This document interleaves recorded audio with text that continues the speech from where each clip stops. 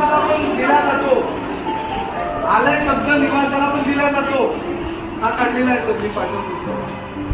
आलय शब्द हा निवासाला लागत आहे. बघा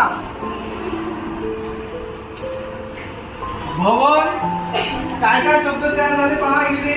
भवन आहे, त्याच्यानंतर निवास, त्याच्यानंतर काय सदन, घर, आलय.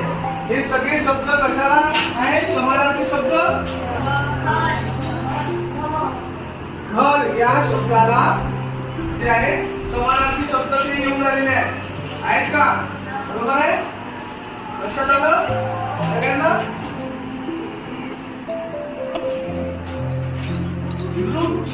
ग्रुप म्हणजे काय होतं रे? तुला वाटतं राजा